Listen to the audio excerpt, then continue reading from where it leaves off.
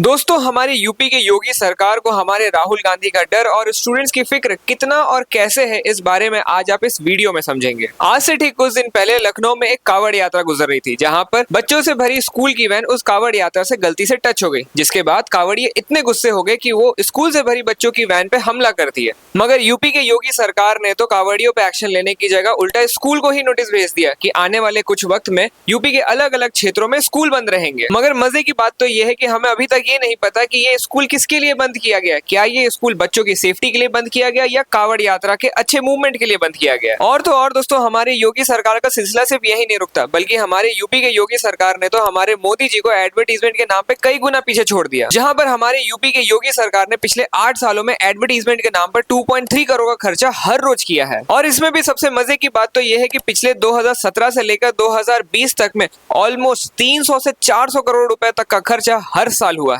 और फिर यही सेम चीज 2021 से लेकर 2025 तक के बीच में 3 गुना ये खर्चा बढ़ गया, जहां पर 1300 से 1400 करोड़ रुपए हर साल का खर्चा आया। मतलब इसको देखने के बाद तो दिमाग में एक ही बात आती है कि वाह योगी जी वाह। मगर स्टूडेंट्स के नाम पर यूपी की योगी सरकार तो इससे भी ज्यादा गिरी हुई निकली, जहां पर सीतापुर के मिड डे मील की वीडियो जब बाहर आई तो लोगों का दिमाग ही खराब हो गया। जहां पर सब्जी के नाम पर सिर्फ 2 आलू, रोटी के नाम पर जली हुई रोटी और ग्रेवी या रसेदार सब्जी के नाम पर सिर्फ पानी दिया जा रहा था, जिसको देखने के बाद तो लोगों के दिमाग इतने ज्यादा खराब हो गए कि वो इस बात को एक्सेप्ट करने पे उतर आए कि शायद से जेल की रोटियां इससे ज्यादा अच्छी होंगी। और शायद से ये वही सारी बातें हैं जिसके वजह से हमारी यूपी की योगी सरकार हमारे राहुल गांधी और स्टूडेंट से डरा करती है। क्योंकि 8 अगस्त को हमारे राहुल गांधी जी ने स्टूडेंट्स के लिए छात्र की गूंज नाम का एक इवेंट कंडक्ट करने का फैसला लिया, जिसके लिए उन्होंने प्रयागराज के पीजी कॉलेज का ग्राउंड तक बुक कर दिया। मगर हमारी यूपी सरकार इतनी ज्यादा छात्रों से डरी हुई कि उन्होंने इस परमिशन को बाद में रद्द करवा दिया। मगर हमारे राहुल गांधी बीइंग आर राहुल गांधी, जिन्होंने इस बात को ठान के रखा है कि 8 अगस्त को प्रयागराज में छात्रों की गूंज कंडक्ट होके रहेगी, क्योंकि राहुल गांधी सिर्फ हमारे छात्रों के चेहरे नहीं बल्कि वो छात्रों की आवाज भी है। मगर जैसा मैंने कहा कि हमारे राहुल गांधी सिर्फ स्टूडेंट का चेहरा नहीं बल्कि उनकी आवाज भी है, तो इसी मौके का फायदा उठाते हुए इस देश की गोदी मीडिया, बीजेपी IT सेल और सत्ता में बैठी सरकार ने राहुल गांधी को घेरने का फैसला लिया। क्योंकि पिछले 14 दिनों से झारखंड में एक स्टूडेंट प्रोटेस्ट चल रहा है, मगर इस विषय को लेकर के हमारे राहुल गांधी जी ने अभी तक एक बात तक नहीं कही है। और इन्हीं बातों को ध्यान में रखते हुए हमारे राइट विंग के लोगों को लगा कि सिंस झारखंड में कांग्रेस की गठबंधन की सरकार है, तो क्यों ना इसी बात का मुद्दा उठा करके राहुल गांधी को इसी विषय पे घेर दिया जाए। मगर हमारे राहुल गांधी तो हमारे राहुल गांधी ही हैं। उन्होंने इन सब की मंशा पर पानी फेर दिया, ना तो शर्म आई ना तो किसी बात का संकोच, सीधा अकाउंटेबिलिटी उठा लिया।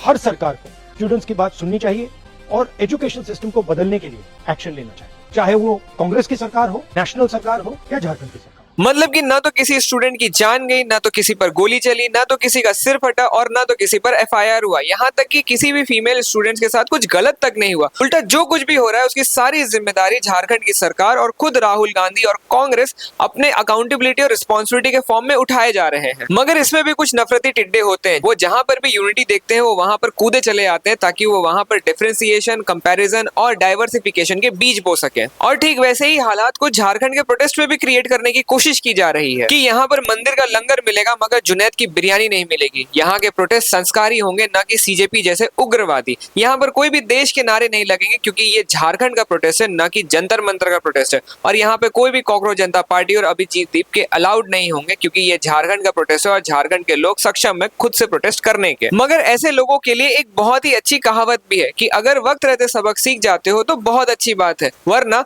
वक्त सबक सिखाने पे उतर आया तो बहुत तकलीफें होंगी। और ऐसा ही कुछ इस लड़के के साथ भी हो गया।